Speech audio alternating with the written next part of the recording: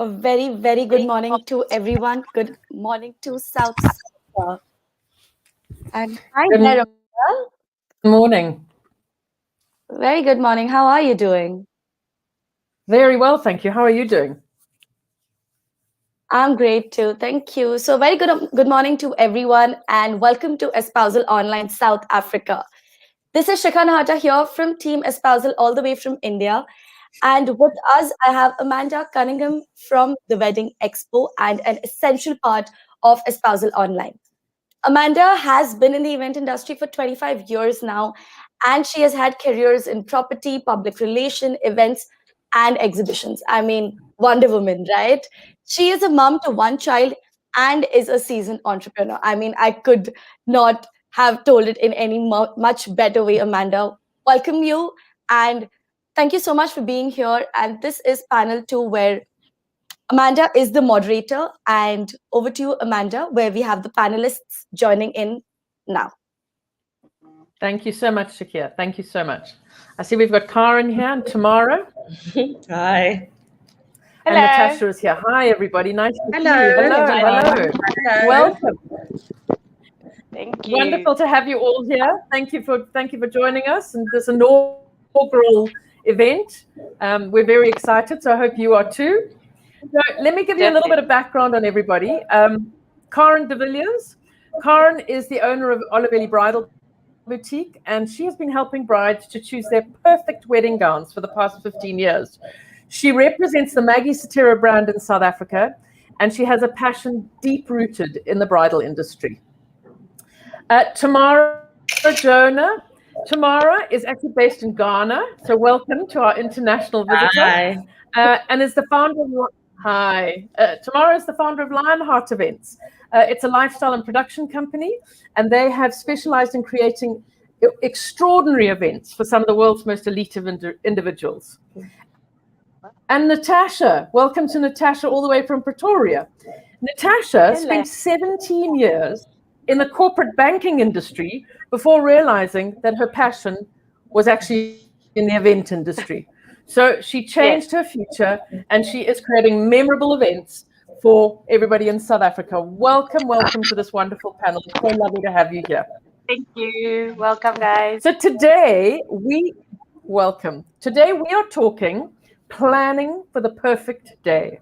So let's start with question one, and this is to all of you.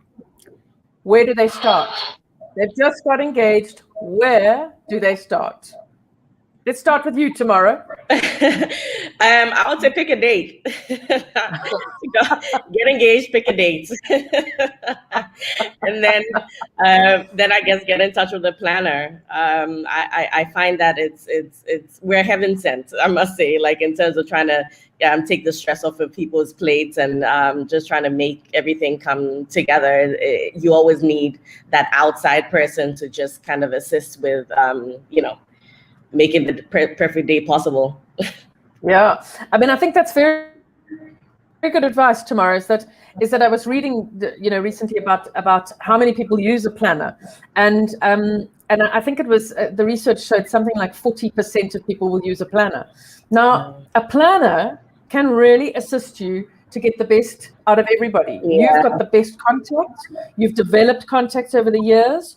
So therefore, you can actually assist the bride and groom, and even in their budgeting issues, in making sure that the budget goes to the correct channels. Yeah, I think a lot of times when it comes to our industry, people are still learning what we can do. You know what I mean? And I think a lot of times because, maybe you get it back in the day, you just get in touch with the florist and you just get in touch with this. But, now the planner just kind of makes everybody's communication just to that one channel. And I think for me personally, I'm having to always say to my clients, you running around like a headless chicken doesn't need to happen. Just get in touch with somebody who can just, put it all together. And I think it is a lot of learning even on their side, to be honest.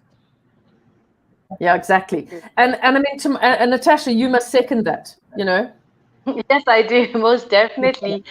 She's right. Tamara, you're very much right that you start with choosing a date and then obviously having a budget and then approaching, a planner But obviously, you must already have in mind what you want. Don't come to a planner and you all over the place. You don't know what you want, because then when I try to give you advice, then we'll be we'll be locking heads. You need to know, have an idea of what it is that you want. Then I leverage on that idea and we run with it. Right. So just listening to Charmaine, who's just done the keynote speech, and she spoke about the fact that first up, the majority of things that brides do is they go through Pinterest and they put a Pinterest board together. And Karen, I know that you and I, when we chatted earlier this week, we spoke about the fact that the dress, it's really important that you know what type of wedding and what type of venue she's chosen, so that the dress can complement that. The first thing I want to say, I want to go a little bit back. When she gets engaged, she must just give herself time to just enjoy the moment and just find out what she really wants before she jumps into finding a wedding planner. And as Natasha said, if she finds a wedding planner and she doesn't know what she wants, and she doesn't have a date, and she doesn't know how many guests she wants, the poor wedding planner can't do anything for her, because she's so confused. So she just has to sit and just find herself and just relax and just think and get herself together, and then she can get started. If I can just quickly interject there, Karen. Yes, you are right. I think mostly what I tell my brides is, before you come to me, sit back, think of when you were growing up and you were thinking of your wedding day, the wedding day. Bring that idea to me and let me bring it to life, and that works wonders. They must picture them. What did they envision when they were growing up? What did they envision their wedding would look like? And I work with that. So I pretty much agree with what Karen is saying, and Tamara. And at a certain point, they need to stop looking at Pinterest. True. Because they can make themselves totally, and also to stop listening to other people. Yeah. They must focus on what they want, and then stop looking for other opinions all the time. Yes. I can't hear. I think your mic is off. You're muted. Okay, I think she can hear us. But do we go on with the conversation without you? Yeah, Karen, your mic is mute. It's Amanda. Amanda is muted. Yeah, Amanda's muted. There we go. Am I back? Yeah. Oh, yeah. Yes, Perfect. you're back. This is what happens. Karen, the unplanned happens. Good one. I thought you were, Karen, I thought you were saying, yes, keep quiet to all the people who are trying to give the bride advice. Oh gosh. Oh, man. But I think we all know that the mother can throw in the advice, and the mother-in-law can throw it in, and the bridesmaid. And she comes out, she's got so many thoughts in her head, she can't actually get down a straight line at all. Yeah, it is. I must say, it is a lot on the brides. I mean, you're having to pacify and please everybody when you've had this vision your whole life. But I guess that's what marriage is about, right? You're taking all of that on, right? But it is a lot on them. It is quite. Yeah, it is. It is. It is. I mean, carry on, Natasha. Amanda?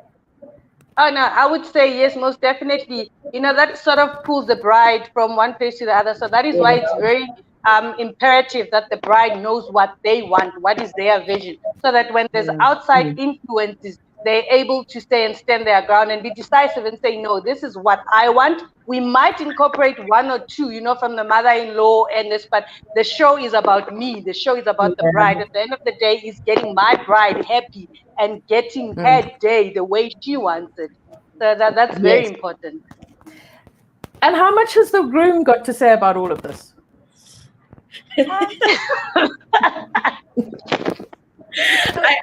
For me personally, I've had both sides of the coin. I've had the groom who's just like, I just want to show up, and then you've had the other groom who's just as, you know. I mean, I've had one. I remember one groom specifically when he first walked in. He's like, I don't want to have anything to do with this. I'll just come in the day of the wedding. And when I tell you now, he's literally like one of my BFFs. I'm on the phone with him all the time, like 2 years later, because he became so ingrained in what was happening. And you know, it's actually very funny and interesting to watch, especially when they want to sit back and then all of a sudden they become part of the planning team, you know. I mean, I have noticed over the years, and Karen, I think I've said this to you, is that you know, when we first started out in this industry, we didn't see a lot of grooms coming through. No. But you know, now, I mean, we see a lot of grooms getting involved. I mean, how involved they get, I'm not terribly sure. You know, but I think that it's nice to see them there. Yeah. Also, something else that came up in Charmaine's little opening speech is that the bridal couple are paying for this wedding themselves most of the time. So you know, it's quite important that actually his money, he knows in a fascinating where way, it's going to. in Ghana, it works the other way. So a lot of times it's actually the parents that actually pay.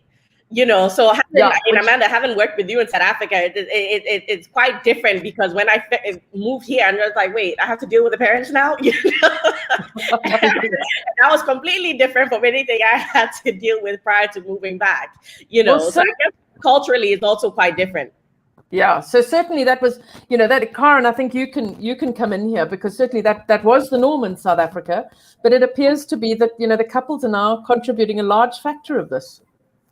Yes, it used to be the parents, but very often the couple is paying for it. But what I also want to say is, when you get engaged, you need to talk to the parents. You need to have a discussion and decide who is paying for what. Yes. So that you know exactly. And then, for instance, when my second daughter got married, the husband's a CA. So we had to be so careful of because he was watching that budget. I'm telling you, he was watching everything. And I went and bought serviettes for the tables, beautiful fabric serviettes, and he nearly had a heart attack. So it all depends on the groom himself. Yeah. You know, if the groom's very in touch with his feminine side, not being funny, but just a creative person, he would love to be more involved with choosing of colors and the decor and whatever. But if he's more inclined to watch finances, he will be watching finances and not really watching what else is happening. So I think it all depends on the groom. And you will have those grooms who are not involved at all. They leave everything to the bride. And I think that's what's going to happen right throughout their wedding. That's going to be the relationship, because that's the personality type, you know. So I don't think one can really generalize. It all depends on the personality. And what I also see in Tamara, in South Africa, the African brides, the ethnic brides are very much respectful of their mothers and their elders in the family. They will not choose a dress, for instance, that goes against their mother's wishes. Yeah. So the mother is really, really very important. Yeah. In the other ethnic groups, you don't see that. You do see it, but you will often have the daughter saying to the mother, well, you know, it's my wedding, I decide what to wear and what to do. So I think it also depends on your family traditions and where you come from. Yeah. Natasha, are you involved in cultural weddings? Yes. I wanted to just interject and just say that Karen is absolutely right. However, from my background, Look, in the Tswana tradition, the bride's family usually pays for the wedding. But because in our side we have like two types of wedding. We've got the traditional and we've got the modern one. So the traditional is mostly paid for by the bride's family. So like, for example, the groom's family side will pay on the day the traditional function comes to their home, and the wife's side pays on the day it comes to their side. Each family then buys the other family, their traditional gifts and so forth. So both families participate in the traditional one. But what we've realized, what is happening now recently, is that Karen is right. The younger generation, or the new generation, they've now decided the parents no longer have to pay for them. They're working, they've got their own money, they're independent, so they're pushing and moving forward to where they get to pay for their own wedding day, which also helps, because if you have too much involvement from the family side, if they pay, I promise you'll have nightmares, because then the mother will say, I want this, and then the groom side will be like, I want this. I've had a wedding, for example, I've had to plan a wedding in like 5 days, a traditional wedding for one of the big, church pastors in South Africa. And he came to me on a Wednesday and he's like, on Sunday, I'm getting married. Can you make this happen? I'm like, okay. All right. Yes, we can. And he's like, no, but it's a traditional wedding. We're expecting 350 people. He was more in charge, and the bride just had to show up, because of his position in the church. He had to take care of everything. But then the night before, the wife also made some demands that, no, look, we can't have 350 people. I've got other people who are coming. So now it had to be 500 people. The drama, the dilemma, having to be in the middle and say, listen, guys, this and this will not work, but this and this will work. So yes, they are involved, the grooms and so forth, to some extent. But when it comes to traditional weddings, they are more participating and more active, and they are the ones who are paying for their side of the wedding, and the bride side pays for their side of the wedding. But when it comes to the white wedding, then the couples themselves, what I've noticed is they then take care of, paying for the wedding. Yeah.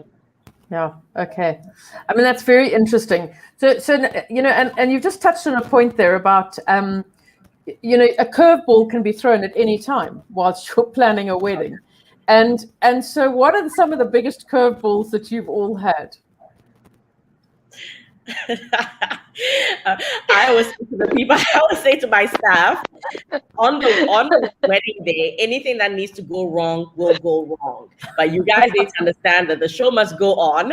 And literally, but when it's all done, we sit back and we laugh in the office the next day, like, oh my God, we can't believe, but the whole point of this industry and us, enjoying it so much is the fact that we're planners, we make a plan with what's happening, but yeah, I mean, I can't even remember one of my favorite, scariest moments.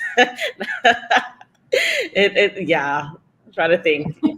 Karen, I don't know. What about you? I've had, I've had to, we were putting down a marquee at a venue that the client had chosen. When I asked them, this venue, I hope it doesn't flood when it rains. And they're like, no, we checked the weather. And I'm like, I also checked the weather, but should it rain, what's going to happen? And they said, no, don't worry, it's not going to rain. Guess what? We put up the marquee on Wednesday. Thursday, it takes about 2 days or 3 days for those huge marquees. By Friday, when they were done and we had to put the flooring, it poured. It took down everything, all the trestles, everything was gone. Wow. And the wedding, mind you, is the next day. The guys had to spend another night trying to come up with a plan B. And I told them, you see, this is why I say, find out the layout and everything, all the challenges of a venue that you choose. This was in a sports field. So imagine when it's wet, what happened?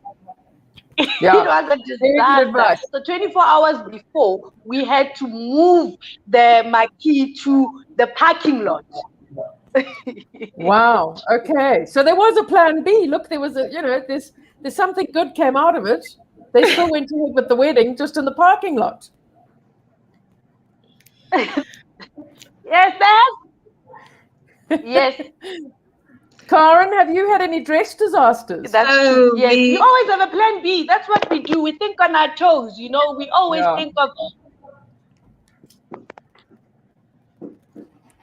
Karen, I can't imagine that you've had any dress disasters because Oh, no. having known you for so many years, I know that it's perfection, perfection, perfection.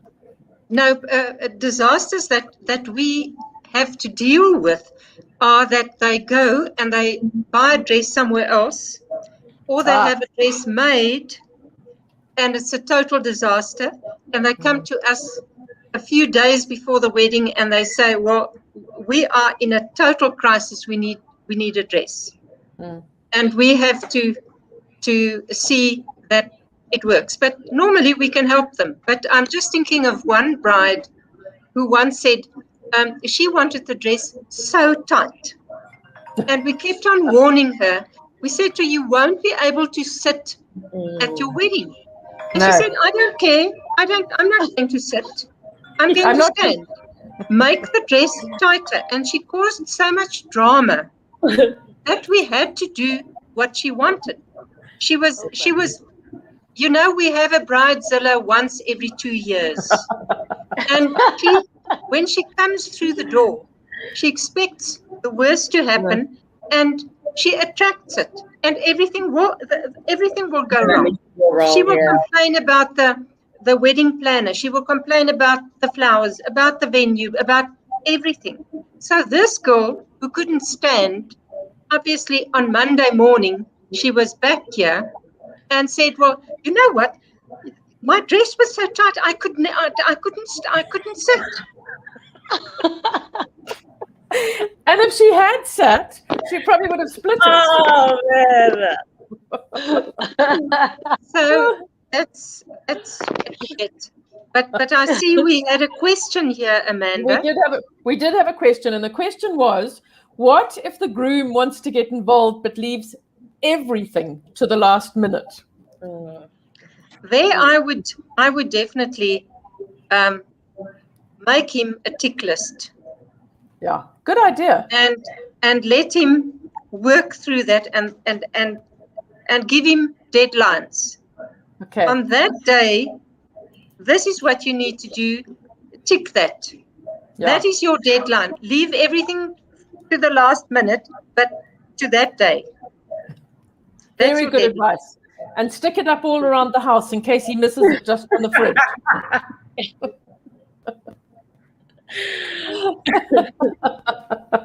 I think that's great advice. Okay, so one of the things I wanted to chat about is, you know, often it's not just the parents and the parents-in-law. You might have step-parents involved, and you might have step-brothers and step-sisters. How do you incorporate all of that successfully into the wedding? Well, I often have the bride coming maybe with her mother and sister, and she will come back with maybe a stepmother, because you sometimes have people who don't talk to each other. I know. So we know a couple of royal weddings like that. Yeah. So you will have the one group coming, and you will have another group coming. So she's trying to accommodate them all. And I think you as planners would have dealt with that often, because about the seating. Yeah. Mm.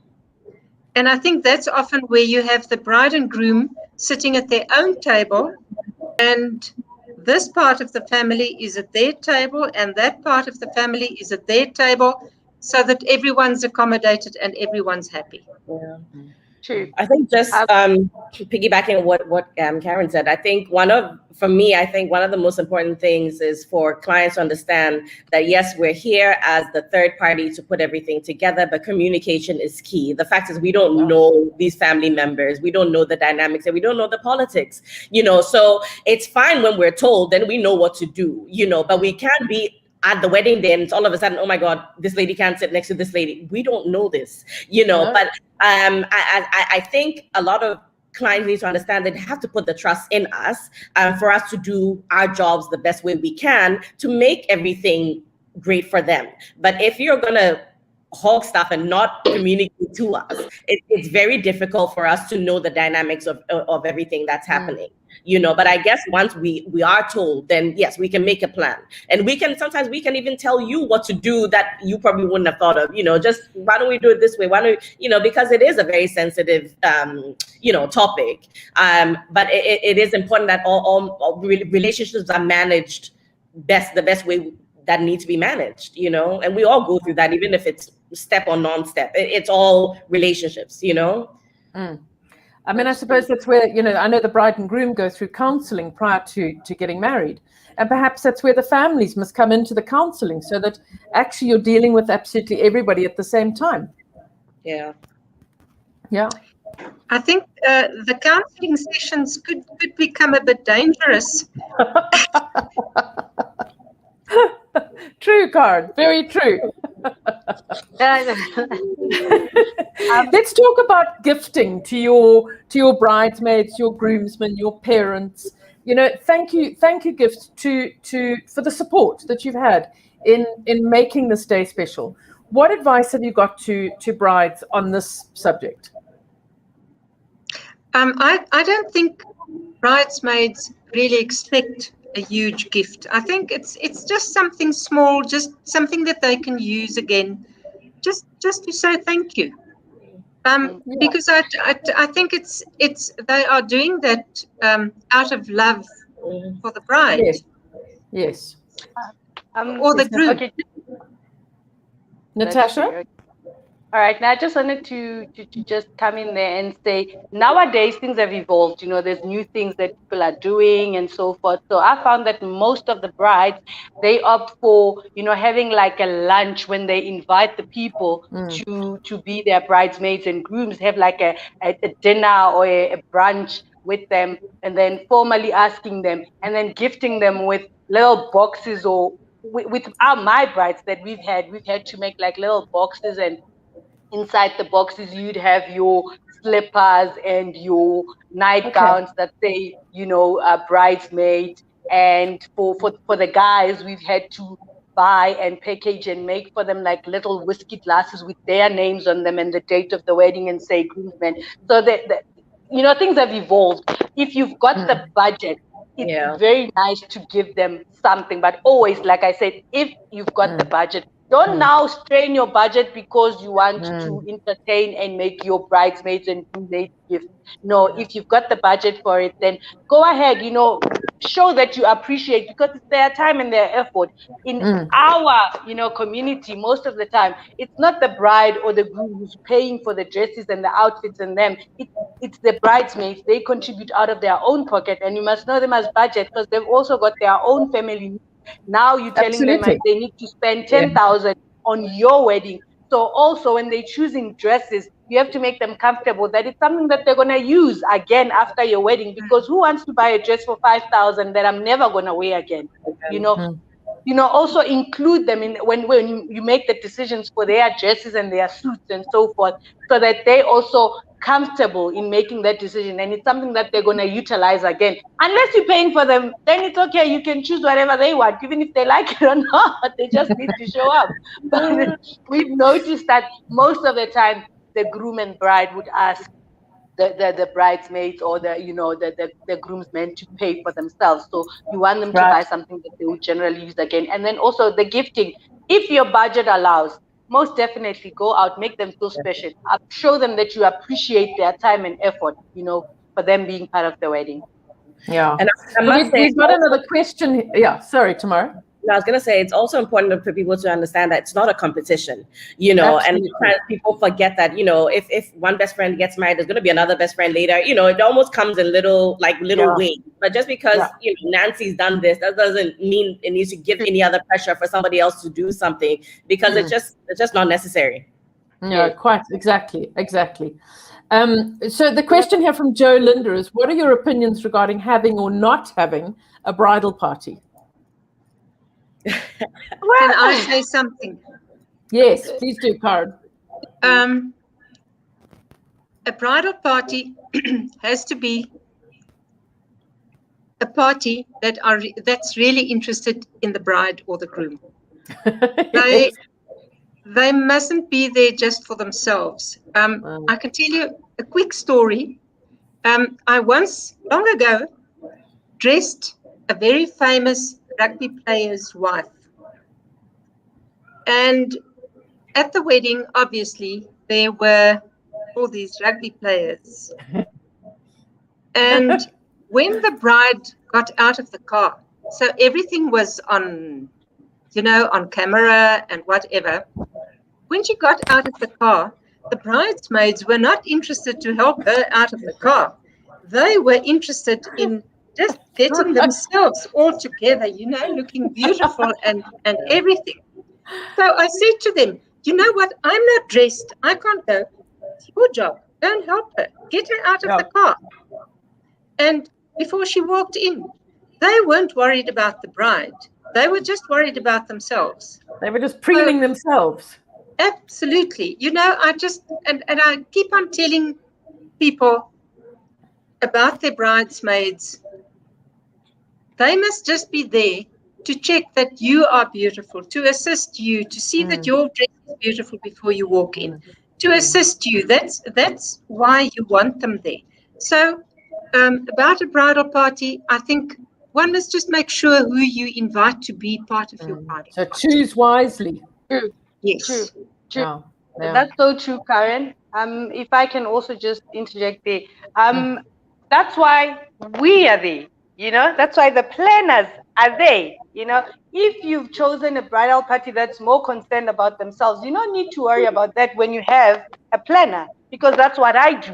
I make sure that your dress fits nicely when you get out of the car. If you see me on a wedding day, I barely have time to change and look the part. And then I remember afterwards, oh my word, I'm on camera and I'm not dressed. Why? Because I'm busy making sure that the bride looks the part. And when they walk out and they go into their car or their carriage, I'm there holding their hand. So that's why it's imperative that you have a planner to avoid such things. Then you end up being, on your day, you are a mess, because then your sister's not helping you, or your mother is busy focusing on their handbag or their shoes or what. When you have a planner, you don't need to worry. Everything, bridal party, they can focus on themselves. Ladies, it has been so wonderful chatting with you. And I hope to the brides who are listening and to everyone who's listening that you've gathered some information here that'll help make your special day the best day that it can possibly be. I think you've heard from 3 experts here who've been in the industry a long, long time. So, ladies, thank you. Thank you so much for being with us. We've loved it. I've loved it. We've had a good laugh. And I look forward to catching up with you over the next 2 days. Thank you so much. Thank you so much. All right. Thank you. Thanks a lot, ladies. Bye-bye. Bye. Bye.